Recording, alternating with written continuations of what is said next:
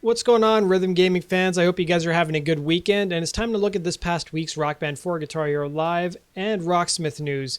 Yes, I'm starting to cover Rocksmith stuff, guys. I've got some requests from guys who follow my channel, so I'm going to see how it goes, see if you guys are interested in it or not, and then we'll make some decisions down the road.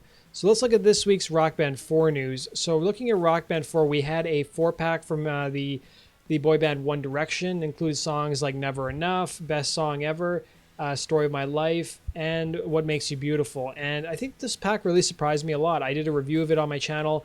It was actually quite enjoyable on drums, and it's absolutely great for harmonies.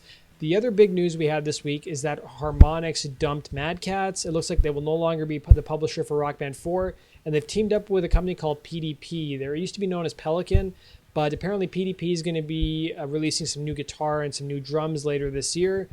These guys were actually the same guys who did the stage kit back in the days when Rock Band 2 was around and Rock Band 3. They've done a bunch of other accessories, like I think drum silencers and microphones.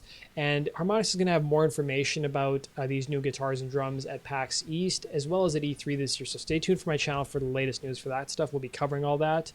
The other news we got this week is that Harmonix discussed the Rock Band 4 exports a little bit more. Still no timelines as to when they'll be arriving, but they will be arriving at some point in time, and they're still working on it.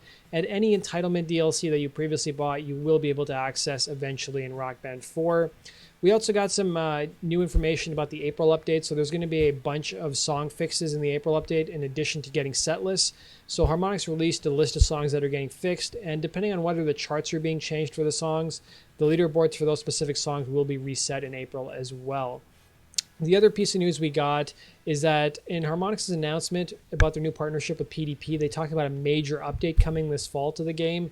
So it's left a lot of questions as to what kind of update are we going to see. Some people think it's online play. Some people think it'll be practice mode. I think it's going to be some sort of mode where you're going to be required to buy extra instruments, like competitive multiplayer or cooperative multiplayer, where you can maybe have 2 drummers playing at the same time, or 3 guitarists, something along those lines. And then the other piece of news we got is that white band bundles have started to show up on Amazon. They're listed as being $250 US, and they're only available for the Xbox One, strangely enough. You can get the white guitar for the PS4 as well. I've put the link down below.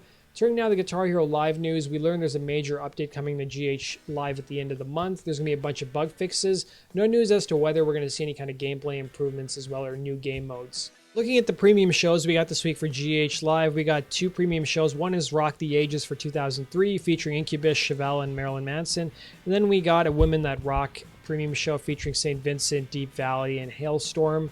So we had 2 premium shows this week. Turning now to the Rocksmith news, we also got a Women That Rock pack as well for Rocksmith, interestingly enough.